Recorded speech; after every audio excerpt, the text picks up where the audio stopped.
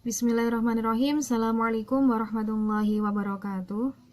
Alhamdulillahirrahmanirrahim. Kita masih diberi kesehatan sehingga dapat melanjutkan pembelajaran mapel matematika di pertemuan ke-6 ini ya. Alhamdulillah, pertemuan sebelumnya kita sudah mempelajari 2 bab. Untuk bab yang pertama kita sudah mempelajari tentang operasi bilangan bulat, di mana di dalamnya ada operasi dari bilangan positif dan negatif, kemudian bilangan rasional atau yang biasa kita sebut dengan bilangan pecahan gitu ya. Sedangkan untuk bab yang kedua kita sudah mempelajari tentang eksponen, yakni di dalamnya mempelajari tentang bentuk pangkat dan juga bentuk akar. Bagi yang masih penasaran atau belum paham dengan 2 bab itu, dapat mempelajari kembali contoh-contoh soal yang sudah Budia berikan gitu ya. Ambil kertas kosong, kemudian kerjakan, lalu catatannya sebagai kunci jawaban, atau boleh mengambil contoh baru yang bisa diambil dari buku-buku ataupun internet, boleh, nanti jawabannya bisa dikirim ke saya, nanti akan saya koreksi. Untuk pertemuan untuk pertemuan ke-6 ini kita akan masuk di bab ketiga gitu ya. Kita akan pelajari apa? Kita akan pelajari tentang persamaan kuadrat dan fungsi kuadrat gitu ya.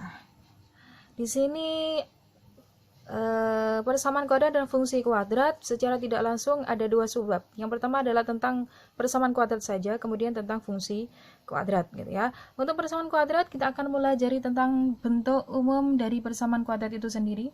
Kemudian yang kedua, cara menentukan akar persamaan kuadrat. Kemudian yang ketiga, cara menyusun dari persamaan kuadrat tersebut ya. Ketika sudah memahami tentang persamaan kuadrat, maka kita akan masuk di fungsi kuadrat begitu ya. Jadi nanti alurnya adalah kita akan mempelajari tentang fungsi kuadrat terlebih dahulu, maka setelah itu kita akan belajar tentang fungsi kuadrat. Oke. Bismillahirrahmanirrahim. Untuk yang pertama kita akan pelajari tentang bentuk umum dari persamaan kuadrat ya. Jadi bentuk umumnya itu bagaimana? Di sini persamaan kuadrat adalah suatu persamaan di mana pangkat tertingginya adalah 2. Gitu ya. Namanya kuadrat, ya otomatis pangkatnya 2. Lah di sini bentuk umum persamaan kuadrat adalah sebagai berikut. Di sini kita punya AX kuadrat. Lah ini loh. Kuadrat ini yang menunjukkan dia adalah persamaan kuadrat. Plus BX plus C sama dengan 0. Dikatakan persamaan karena menggunakan tanda sama dengan gitu ya. Jadi namanya persamaan kuadrat menggunakan tanda sama dengan, dan di sini pangkat tertingginya adalah 2. Maka bentuk begini ini namanya bentuk umum dari persamaan kuadrat gitu ya. Cukup jelas. Kemudian dengan syarat di sini A, B dan C adalah bilangan real gitu ya. Dia sebuah angka. Di sini A sama B sama C ini sebuah angka. Namun di sini karena bentuk umum maka diwakili dengan variabel A, B dan C. Dan di sini ada syarat yang kedua, dan A tidak boleh 0. Kenapa? Misal di sini 0 kali X, maka otomatis hasilnya 0, maka nanti gak jadi kuadrat, nanti hilang ini gitu ya. Berapapun kalau dikalikan 0 kan pasti hilang gitu ya, pasti hasilnya 0. Maka di sini nanti kalau A-nya diisi angka 0 maka tidak jadi persamaan kuadrat, atau biasa kita tulis dengan notasi lebih ilmiah di sini A, B dan C adalah elemen bilangan real dan A tidak boleh sama dengan 0 gitu ya. Jadi perlu diingat untuk materi aljabar kita sudah mengenal tentang suku-suku atau bahasanya itu unsur-unsur ya, unsur-unsur dari aljabar gitu ya. Kita ada variabel, ada koefisien dan ada konstanta. Ingat ya, variabel, koefisien dan juga konstanta. Untuk variabel berarti yang hurufnya. Lah di sini hurufnya yang mana? Yang X ini. X-nya ini nanti tetap huruf X gitu ya. Sedangkan koefisien itu apa? Koefisien itu adalah angka yang ada hurufnya. Karena di sini ada huruf berarti A sama B ini nanti namanya koefisien gitu ya. Untuk A ini koefisien dari X kuadrat, sedangkan B ini untuk koefisien X. Dan C ini namanya adalah konstanta, yaitu angka saja. Saya ulang ya, unsur-unsur dari aljabar kita punya variabel yaitu sebuah huruf, kemudian koefisien yaitu angka yang ada hurufnya, kemudian konstanta yaitu angka saja. Jadi huruf, angka yang ada hurufnya dan juga angka saja. 3 hal itu ya. Variabel, koefisien dan juga konstanta. Oke, cukup ya untuk bentuk umum dari persamaan kuadrat. Lanjut untuk yang kedua, Bagaimana cara untuk menentukan akar dari persamaan kuadrat? Nah, di sini akar atau penyelesaian dari suatu persamaan kuadrat itu bisa diperoleh dengan cara sebagai berikut. Nah, caranya ada 3. Yang pertama bisa dengan cara pemfaktoran. Untuk yang kedua bisa dengan rumus ABC. Untuk yang ketiga bisa dengan cara melengkapi kuadrat sempurna. Jadi ada 3 cara, boleh dipilih salah satu atau boleh dikerjakan dengan 3-nya. Pokoknya cara untuk menentukan akar persamaan kuadrat itu ada 3 cara gitu ya. Sebelum masuk di pemfaktoran, cara yang pertama kita ingat-ingat dulu dari bentuk-bentuk pemfaktoran gitu ya. Di bab aljabar kita sudah mempelajari tentang bentuk-bentuk pemfaktoran. Nah, di sini Bulia punya 1, 2, 3, 4, 5. Ada 5 bentuk pemfaktoran. Untuk yang pertama di sini, misal kita punya AX plus AY sama dengan sama dengan A buka kurung X plus Y, ya gitu kan ya. Jadi di sini ini menggunakan hukum distributif atau penyebaran. Siapa yang disebar? A-nya di luar gitu ya, kemudian disebar berada di awal, kemudian ada di akhir gitu ya. X dan Y-nya dikurung awalnya, kemudian di sini dijadikan 1 sama A karena A-nya disebar sama mereka. Jadi sama kayak A kali X ditambah A kali Y. Begitu ya. Ini namanya bentuk pemfaktoran yang pertama. Untuk yang kedua di sini menggunakan teori kuadrat gitu ya. Jika punya X kuadrat min Y kuadrat itu sama artinya dengan buka kurung X tambah Y tutup kurung dikali buka kurung lagi X kurangi Y. Jadi di sini langsung kalian ingat-ingat, jika di sini ada X kuadrat min Y kuadrat min ya, di sini ya bukan plus min, maka di sini langsung buka kurung X plus Y sama buka kurung lagi X min Y. Jadi di sini ada plus, ada min, maka nanti jadinya min. Ini sudah saya singgung di pertemuan kemarin, yaitu tentang akaran gitu ya, tentang bentuk akar. Kemarin kita sudah menyinggung tentang kenapa kok bisa min ya, plus min nanti jadinya min, kok bisa jadi begitu gitu ya. Silakan dibuka di pertemuan kelima kalau nggak salah gitu ya. Ini namanya bentuk pemfaktoran yang kedua. Kemudian bentuk pemfaktoran yang ketiga pun ini sudah saya singgung juga di pertemuan kemarin gitu ya. Jika kita punya A kuadrat ditambah 2AB ditambah B kuadrat itu sama dengan buka kurung A plus B tutup kurung kuadrat, kuadratnya di luar gitu ya. Atau di sini min. Kalau di sini plus, kalau di sini min, maka nanti di sini min. Kalau di sini B-nya sama-sama plusnya. Jadi cara untuk membedakan bentuk yang kedua adalah di sini yang awal, tanda yang awal kalau plus maka di sini plus. Kalau di sini min maka di sini juga min. Nah, bentuknya yang lainnya sama gitu ya. Sama A kuadrat, sama A kuadrat, ini tinggal plus, ini tinggal min. 2AB plus B kuadrat sama, bawah juga begitu, sama dengannya pun juga sama. Buka kurung A ditambah B sama, ini karena di sini min maka di sini min, tutup kurung kuadrat. Nah, ini pun juga pernah saya singgung di pertemuan sebelumnya. Ini namanya bentuk pemfaktoran yang kedua. Jadi itu ya, ilmu ya begitu ya, dia saling berkaitan. Bab 1 dengan bab yang lain itu saling berhubungan. Maka saya minta bagi yang bab kemarin belum begitu menguasai, maka silakan diulang kembali. Kemudian untuk bentuk pemfaktoran yang ketiga, jika kita punya AX kuadrat ditambah BX ditambah C sama dengan buka kurung X tambah P tutup kurung dikali buka kurung lagi X ditambah I tutup kurung. Dan di sini punya syarat. Syaratnya apa? Jika A di sini itu sama dengan 1 gitu ya. Kalau 1 kali X kuadrat maka nanti jadinya X kuadrat. Nanti satunya kan hilang gitu ya. Itu sudah pernah saya singgung juga. Jika dikalikan 1 maka satunya tidak perlu ditulis gitu ya. Tapi di sini tetap ditulis syaratnya A sama dengan 1 dan B ini adalah angka dari perjumlahan dari P dan Q. Ini angkanya berapa ini? Kalau dijumlahkan jadinya B. Kalau dikalikan itu sama dengan C. Gitu. Nanti kita akan lebih paham ketika sudah masuk di contoh gitu ya. Kemudian selanjutnya untuk bentuk pemfaktoran yang ketiga, jika kita punya AX kuadrat plus BX plus C, ini bentuknya hampir sama dengan bentuk pemfaktoran yang keempat, gitu. Silakan perhatikan. Hampir sama. Sama dengannya pun juga hampir sama dengan buka kurung X ditambah B tutup kurung buka kurung lagi X tambah Q sama. Tapi di sini perlu digarisbawahi syaratnya.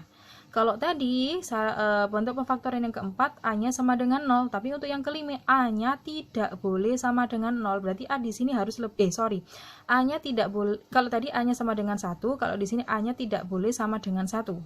gitu ya. Artinya apa? Berarti di sini harus angka lebih dari 1, boleh 2, 3, 4, 5 dan seterusnya. Pokoknya tidak boleh sama dengan 1, apalagi 0, tidak boleh 0.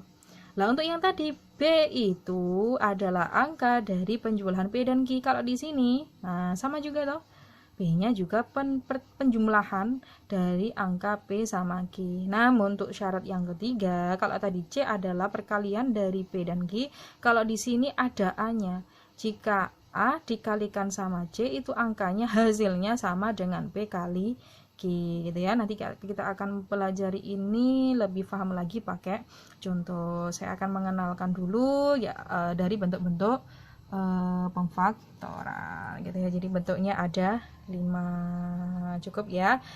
Kita setelah ini kita akan bahas tentang contoh.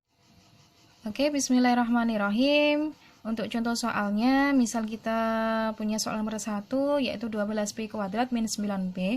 Kira-kira ini dia mengikuti bentuk pemfaktoran nomor berapa ya? Ke 1, 2, 3, 4 apa 5 gitu ya. Sedangkan melihat bentuknya sangat pendek sekali, kayak tidak mungkin mengikuti nomor 3, 4 sama 5 gitu ya. Karena di sini panjang ax kuadrat min bx plus c. Di sini dia tidak punya c gitu ya, tidak punya c. Tidak punya, maka tidak mungkin 4 sama 5. Sedangkan di sini A kuadrat plus 2AB plus B kuadrat. Di sini tidak ada bentuk begitu, maka kemungkinan juga bukan mengikuti nomor 3. Tinggal kita bedakan kira-kira dia yang nomor 1 apa nomor 2. Lah di sini untuk yang nomor 2, kalian ingat-ingat di sini ada kuadrat, di sini ada kuadrat.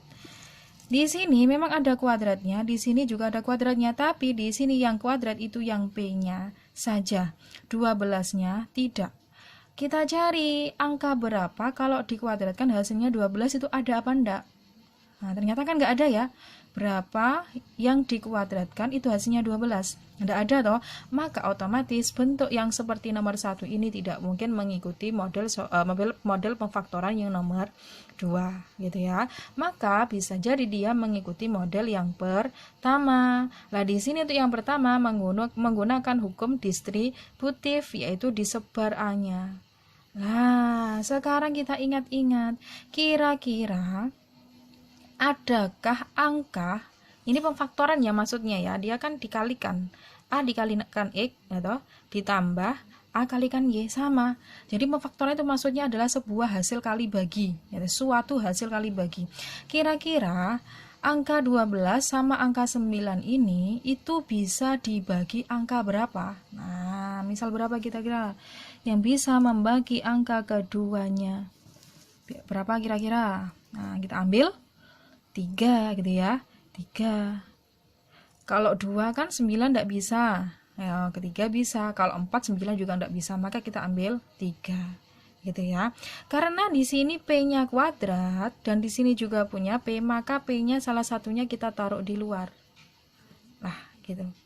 Caranya begitu ya. Jadi yang pertama, angka berapa yang bisa membagi angka keduanya? Nah, ternyata ketemu 3. Nah, di sini karena P-nya kuadrat, di sini juga punya P, maka P-nya silakan ditaruh luar 1. Baru setelah itu kita buka kurung. Kemudian ambil angka gitu ya. Ambil angka 3P kali berapa yang hasilnya 12P kuadrat.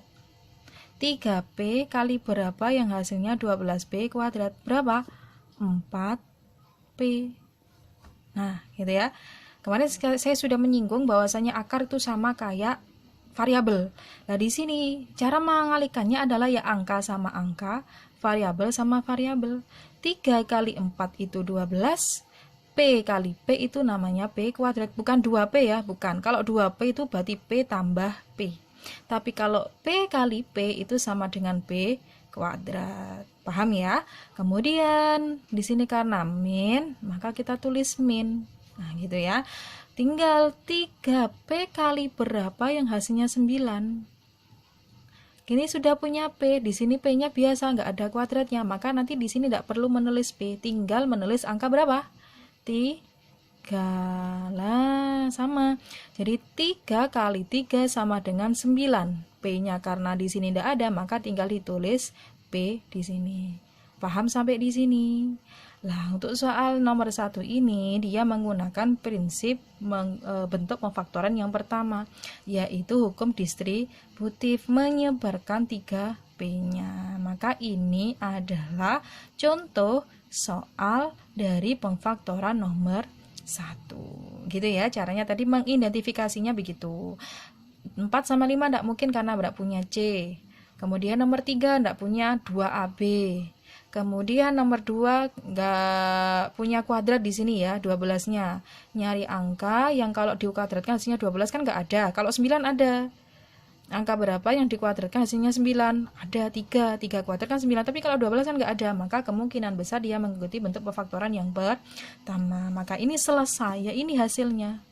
Ini hasil dari pemfaktoran 12P kuadrat min 9. Paham ya? Oke, kita lanjut soal yang kedua. Misal kita punya 64 dikurangi Y kuadrat. Misal begini, sama bentuknya begini, kira-kira mengikuti 4 sama 5 bisa apa enggak? Enggak bisa kayaknya, karena enggak punya C. Enggak punya angka saja. Ini kan angka tok. Enggak punya AX gitu ya, AX kuadrat. Ini C, ini yang ini enggak punya B berarti ya, enggak punya B. Dia enggak punya B. Dia punya C tapi enggak punya B. Di sini kan ada angka, ada variabel. Tapi variabelnya pangkatnya 1. Nah, sedangkan di sini langsung variabelnya pangkatnya 2. Maka enggak mungkin dia mengikuti 4 sama 5. Mengikuti yang ketiga, juga enggak punya 2AB. Enggak punya A juga. Ini nggak tahu ya, ini kira-kira jadi apa, jadi B kan nggak tahu. Tapi kan yang terpenting kita fokusnya di sini ada A kuadrat, ada B kuadrat. Yang kuadrat itu ada 2. Tapi ternyata di sini kan cuma 1. Gitu ya. Cuma 1. Dan dia juga nggak punya 2AB. Maka kemungkinan juga tidak mengikuti cara pemfaktoran nomor 3. Kalau kalau pemfaktoran yang nomor 2 kira-kira bisa apa enggak gitu kan. Di sini ada kuadrat, di sini ada kuadrat. Lah, caranya adalah di sini dilihat 64 kira-kira dia bisa dikuadratkan apa enggak. Kalau ini Y-nya kan sudah otomatis kuadrat. Kalau ini kira-kira dia bisa dikuadratkan apa enggak? Berapa kalau dikuadratkan itu hasilnya 64. Berapa kalau dikuadrat itu sama dengan 64? Berapa hasilnya? 8 kan ya. Nah, dari 8 kuadrat di sini kan 8 kuadrat. Nah, 8 kuadrat kan hasilnya 64. Oh, berarti dia bisa mengikuti model nomor 2. Maka hasilnya bagaimana? Nah, tinggal tulis begini. Karena di sini kita sudah tahu bahwasanya 64 itu sama dengan 8 kuadrat, maka bisa ditulis 8 kuadrat min Y kuadrat. Nah, kan bentuknya sudah sama ya.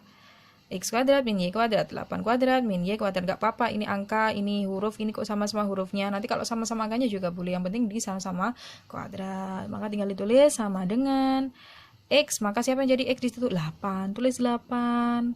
Kemudian plus Y-nya siapa yang jadi Y? Ya Y sendiri, berarti tulis Y lagi, tutup kurung, buka kurung lagi. X min Y, berarti 8 min Y. Selesai lah. Berarti hasil dari pemfaktoran 64 min Y kuadrat ini sama dengan 8 plus Y, buka kurung lagi 8 min Y. Berarti dia mengikuti pemfaktoran model kedua gitu ya. Oke, kita lanjut soal yang ketiga. Misal kita punya B kuadrat plus 8B plus 16. Nah, maka sama dengan berapa ini? Kita identifikasi lagi gitu ya. Kira-kira dia mengikuti soal model 5, 4, 3, 2 apa 1 gitu ya. Kayaknya misal dia mengikuti yang nomor 5 enggak bisa ya, karena di sini B aja, enggak ada angkanya, enggak ada koefisiennya lagi. Gitu ya. Sedangkan di sini koefisiennya tidak boleh sama dengan 1. Kalau enggak ada begini, maka di sini artinya ada koefisien 1 gitu ya.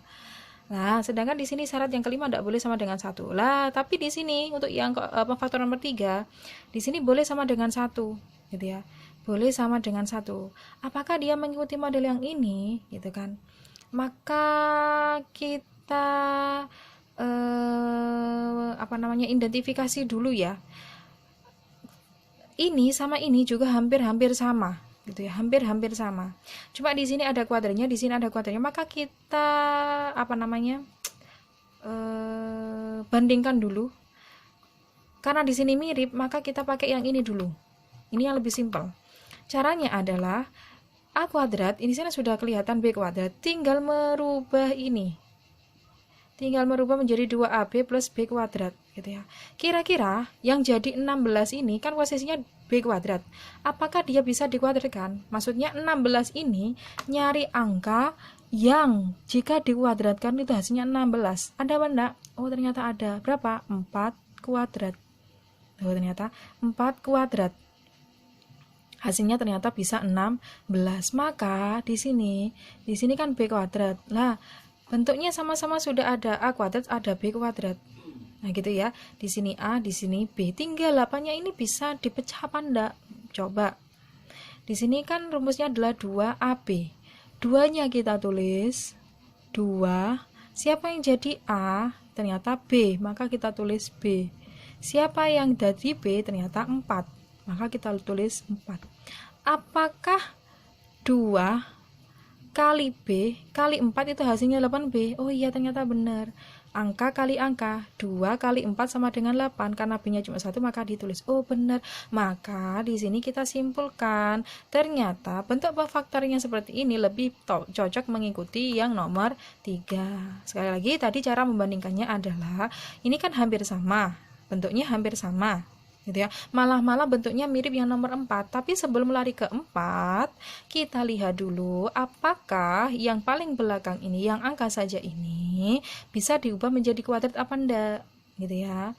Kalau bisa, maka kita cek yang tengah ini, apakah bisa diubah menjadi 2AB. Oh, ternyata bisa, maka otomatis dia mengikuti pemfaktoran yang nomor 3. Jelas ya?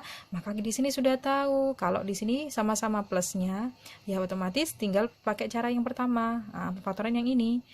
Maka buka kurung A plus B, tutup kurung kuadrat. Maka sama dengan A-nya siapa tadi? B, gitu ya. Maka ditulis B. Ditambah, karena di sini tambah, maka di sini tambah, yang jadi B adalah 4, maka 4 tutup kurung kuadrat. Maka ini sama dengan hasilnya, gitu ya caranya. Selanjutnya misal soal nomor 4. Kita punya X kuadrat ditambah 7X ditambah 12. Nah, maka caranya bagaimana ya ini, gitu ya. Kalau model yang pertama sama kedua kayaknya bukan. Tinggal prediksi 3, 4 sama 5. 3 kira-kira bisa apa enggak ya ini? 12 diubah menjadi bentuk kuadrat. Oh, tadi sudah pernah menemui 12 yang diubah menjadi bentuk kuadrat, enggak bisa. Maka otomatis di sini enggak bisa. Berarti otomatis juga enggak bisa pakai pemfaktoran nomor 3. Ini enggak ya. Maka kita lihat lagi 4 sama 5. Karena di sini yang depan tidak ada koefisien, atau di sini sama dengan bayangannya ada angka 1, maka kira-kira yang 4 apa 5? 4, karena di sini A sama dengan 1. Kalau di sini nanti tidak boleh sama dengan 1. Nah, ternyata di sini ada A1 bayang-bayang. Berarti dia menggunakan model pemfaktoran nomor 4, gitu ya. Kita lihat syaratnya. A sama dengan 1. Oh, ternyata cocok. Tinggal kita nyari P sama Q. Kalau di sini otomatis sudah X. Nah, bisa kita tulis begini. X, karena di sini plus plus, ya otomatis plus. Tutup kurung, kosong ya, karena kita belum nemu Q. Kemudian belum nemu P, sorry. Kemudian buka kurung lagi, X plus kosong lagi, karena kita belum nemu Q. Lah, P sama Q ini caranya bagaimana untuk mencarinya? Tadi syaratnya adalah di sini. Kita tulis ulang ya. B adalah proses dari penjumlahan P tambah Q, sedangkan C itu dari P kali Q, gitu ya. Ini syarat yang kedua yang perlu kita pertegas, gitu ya. Kita fokus yang bawah dulu, yang kali, gitu, yang lebih mudah, yang dari perkalian dulu. Misal C-nya berapa? C-nya 12. Nah, jadi kita ini namanya A, ini B, ini C. A-nya 1, B-nya 7, C-nya 12, gitu ya. C-nya 12, berarti P kali Q. Kita sudah punya angka 12. Kita ambil angka 12. Kita ambil P sama Q. Nah, kita tulis begini. Kita nyari angka baru yang kita nyari angka yang kalau dikalikan hasilnya 12. Berapa kira-kira? Nah, bisa 1 kali 12, bisa kan ya? Atau kita pakai angka negatif, min 1 kali min 12. Boleh juga kan ya? Atau kita pakai berapa? 2 kali 6, boleh kan ya? Atau kita pakai negatif, min 2 kali min 6, boleh juga. Atau kita pakai 3 kali 4, boleh ya. Atau kita min 3 kali min 4. Nah, kita sudah menemukan deretan 1, 2, 3, 4, 5, 6. 6. Atasnya lagi boleh, tapi kalau di sini sudah ketemu enggak usah banyak-banyak. Gitu ya. Nah, di sini seluruh dari perkalian angka P sama Q 1 kali 12 sama dengan 12, min 1 kali min 2 juga 12, dan seterusnya sampai min 3 kali min 4 sama dengan 12 semua. Maka di sini memenuhi dari syarat C sama dengan P kali Q. Cuma kita harus memperhatikan yang B dulu. Jadi B-nya berapa? 7. Maka kita lihat. Nah, kalau tadi dikalikan hasilnya 12, kalau ditambah hasilnya 7, maka kita jumlahkan angka sama ini, P sama Q yang kita sudah cari tadi, pokoknya yang hasilnya sama dengan 7. Apakah ini? 1 tambah 12? 13. Min 1 tambah min 13, min 1 tambah min 12, min 13, bukan. 2 tambah 6, 8. Min 2 tambah min 6, min 8, juga bukan. 3 kali 4, 7 lah. Kok bukan ini ibu yang bawa? Lah ini kan kalau min 3 ditambah min 4 sama dengan min 7. Min negatif ya, sedangkan ini positif. Maka kita ketemu 3 sama 4. Berarti P-nya itu 3. Dan Q-nya sama dengan 4. Nah, inilah hasil dari pemfaktoran x kuadrat plus 7x plus 12 sama dengan buka kurung x tambah 3, tutup kurung, buka kurung lagi, x tambah 4. Mudah ya? Jadi diperhatikan sifatnya, syaratnya terlebih dahulu. Oke, cukup dimengerti ya. Selanjutnya, ini contoh yang kelima. Misal kita punya contoh 6x kuadrat min 11x plus 3. Nah, sama dengan berapakah ini? Nah, di sini 1 tidak mungkin, 2 tidak mungkin. Nah, 3 dicek. Apakah 3 ini bisa dikuadratkan? Berapa kalau dikuadratkan hasilnya 3? Ternyata kan nggak ada, maka otomatis bukan. Kemudian yang keempat, lah di sini 4, dilihat A-nya sama dengan 1, sedangkan A-nya di sini A-nya di sini sama dengan 1, sedangkan di sini A-nya 6, maka otomatis juga bukan pakai pemfaktor yang keempat. Maka ketemu dulu lah kalau modelnya begini, itu berarti menggunakan cara yang pemfaktoran nomor 5 gitu ya, karena di sini A-nya lebih dari sama dengan 1. Kan di sini tidak boleh 1, apalagi 0 tidak boleh. Ternyata di sini 6. Lah, caranya bagaimana? Pertama, mengubah dulu bentuk mereka ini. Jadinya bagaimana? Kita tulis lagi 6x-nya, buka kurung begini ya caranya ya. 6x begitu ditambah, lah ini kosong karena P sama Q-nya belum tahu. Kemudian buka kurung lagi, 6x ditambah kosong lagi. Atau di sini boleh dikosongin dulu, plus minusnya nggak ditulis dulu karena di sini ada min, ada plus. Gitu ya. Kalau tadi kan sama-sama plusnya, otomatis plus juga. Kalau di sini ada min, maka boleh dikosongin dulu. Boleh dikosongin dulu biar nanti kita tahu kira-kira dia positif atau negatif. Nah, gitu ya. Boleh di sini. Jadi kita tulis 6x dulu, buka kurung, kosong gitu ya, per 6. Nah, 6x-nya dari mana, Bu? Diambil dari variabel yang tertinggi. Kita pecah menjadi 2. Gitu ya. Terus per 6. Kita ikut A-nya. Lah, tinggal kita perhatikan syarat. Syarat yang pertama sudah dipenuhi ya. A-nya tidak bisa sama dengan 1 dan tidak sama dengan 0, sudah dipenuhi. Tinggal kita lihat syarat kedua. Syarat kedua itu apa? B sama dengan P tambah Q. Syarat yang ketiga adalah A kali C itu sama dengan P kali Q. Nah, hampir sama dengan yang tadi, cuma yang ketiga, syarat yang ketiga di sini ada A-nya, A kali C. Kalau tadi kan C saja, C sama dengan P kali Q. Kalau sekarang ada A kali C, maka di sini siapa yang jadi A? 6. Gitu ya.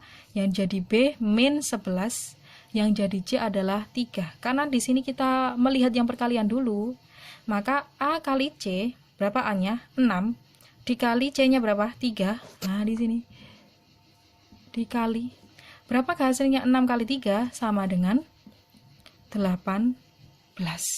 Maka kita cari angka, maka kita ambil angka 18 dulu, kita taruh di sini. Nyari angka baru ya, bukan 6 bukan 13, pokoknya baru yang kalau dikalikan sama dengan 18 juga. Gitu ya. Jadi nyari angka baru selain 6 sama 3 yang kalau dikalikan sama dengan 18. Ini nanti yang menjadi cikal bakal dari P sama Q. Sama kayak tadi ceritanya gitu ya. Kita mulai dari pertama, misal kita 1 kali 18. Boleh kan ya? Boleh. Min 1 kali min 18. Oke, bisa ya. Kemudian 2, misal 2 kali berapa? 9. Gitu ya. Boleh kan? Kemudian min 2 kali min 9 dan seterusnya bisa 3 kan sudah ini ya, bisa nanti 4 bisa apa enggak ya, 4 kali berapa yang sini 18 gitu. Jadi bisa dilanjutkan kalau masih belum ketemu, tapi kita cukup di sini dulu karena kita cek dulu sebelum terlalu banyak. Kalau nanti sedikit sudah ketemu, ngapain cari yang banyak gitu ya. Jadi cukup ini dulu, kita cek syarat yang kedua. B-nya adalah penjumlahan dari P sama Q. Lah B-nya itu berapa? Min 11. Maka kita taruh lagi min 11 di sini. Min ya. Kalau ada minnya harus ditulis min. Min 11 ini dijumlahkan itu hasilnya min 11. Coba kita cek. 1 ditambah 18 hasilnya 19, bukan ya? Min 1 ditambah min 18 hasilnya min 19 juga bukan. 2 ditambah 9 hasilnya 11. Bukan min ya, berarti bukan. Coba yang terakhir, min 2 ditambah min 9. Oh, ternyata benar min 11. Maka kita ketemu P sama Q-nya adalah min 2 sama min 9. Oh, ternyata min sama min. Nah, ini loh tadi kenapa saya hapus ya, karena kita belum tahu angkanya kira-kira sama-sama positifnya positif negatif apa negatif negatif ya, bergantung dari cara ini tadi mencarinya. Oke, berarti kita tulis min 2 min 9. Nah, begini. Jadi kita sudah ketemu begini. Lah, ini sudah hasilnya apa belum? Belum. Gitu ya, ini belum, hasilnya belum. Caranya adalah kita sederhanakan dulu. Ini sama dengan, kita tulis di sini ya sama dengannya. Ini sorry karena ada min 11 ini saya taruh di sini sama dengannya. Sama dengan di sini karena ada 6, maka kita sederhanakan gitu ya. Kita sederhanakan yang 6 ini kita pecah menjadi perkalian 2 angka gitu ya. Kira-kira perkalian perkalian 2 angka berapa sama berapa yang bisa ya, berarti 2 kali 3. Nah, gitu kan ya. 2 sama 3. Nah, kita tulis dulu 6x min 2 tutup kurung, buka kurung lagi 6x min 9 tutup kurung per. Lah, kita naruhnya yang 2 di sebelah mana, yang 3 sebelah mana? Lihat atasnya, kira-kira yang bisa dibagi 2 yang mana? Ini lihat ini ada angka 6, ini ada angka 2. Kira-kira bisa dibagi 2 apa enggak? Oh, bisa, berarti kita taruh di sini 2. Nah, gitu ya. Berarti di sini 3. Kenapa kok 3-nya di sini? Karena nanti 9 bisa dibagi 3. Gitu ya. Jadi kalau dari penyederhanaan langsung kok kita masih bingung, maka boleh dipecah begini. Kemudian baru bisa dibagi ya. 6 bagi 2 3. Berarti 3x. Min 2 bagi 2 min 1. Nah, kemudian yang satunya 6x bagi 3 3x. Min 9 bagi 3 min 3. Lah. 6 bagi 3 2, sorry. Nah, ya, 6 bagi 2 3, min 2 bagi 2 1. 6 bagi 3 2, kemudian min 9 bagi 3 min 3. Ini hasilnya. Atau kalau dari ini langsung dibagi boleh misal begini ya. Misal kita perkecil 6 bagi 6 kan habis gitu ya. Kalau 2-nya enggak bisa kan ya. Nah, 6-nya nggak bisa, maka lebih ribet ini, maka lebih enak memang langsung dipecah dulu. Kalau misal angkanya ini langsung 3, berarti langsung bisa. Di sini pasti 3, di sini juga 3, maka di sini dicoret sama sebelah sini. Tapi karena di sini 6, dicoret sebelah sini juga bisa, di sini juga udah bisa, maka enaknya dipecah. Maka ini hasilnya. Ini ya, berarti ini adalah cara-cara untuk memfaktorkan dari berbagai bentuk Tuh, ini belum masuk di cara mencari akar dari persamaan kuadrat ya, belum ya. Ini baru mempelajari tentang bentuk-bentuk pemfaktoran. Oke. Oke, untuk pertemuan hari ini kita cukup mempelajari bentuk umum persamaan kuadrat dan juga bentuk-bentuk dari pemfaktoran dulu ya. Untuk pertemuan selanjutnya kita akan melanjutkan materi bagaimana cara menentukan akar persamaan kuadrat dan juga untuk menyusun dari persamaan kuadrat gitu ya. Untuk hari ini kita akhiri, cukup sekian dari beliau. Wa'alam bishawab. Bismillahirrahmanirrahim. Rabbi fa'na bi barakatihim wahdinal husna bihurmatihim wa amitna fi tariqatihim wa mu'afati minal fitani. Bismillahirrahmanirrahim. Allahumma sholli ala sayyidina Muhammad wa ala ali sayyidina Muhammad. Allahumma inni astaudi'uka ma 'allamtanihi fardudhu ilayya 'inda hajati ilaihi wa la tunsinihi ya rabbal alamin. Al-Fatihah. A'udzu billahi minasyaitonir rajim. Bismillahirrahmanirrahim. Alhamdulillahirabbil alamin arrahmanir rahim maliki yaumiddin. Iyyaka na'budu wa iyyaka nasta'in. Ihdinas siratal mustaqim. Siratal ladzina an'amta 'alaihim ghairil maghdubi 'alaihim waladdallin. Amin. Cukup sekian dari saya minta maaf apabila ada salah-salah kata, salah-salah dalam cara menjelaskannya. Dan terima kasih. Saya akhiri. Wassalamualaikum warahmatullahi wabarakatuh.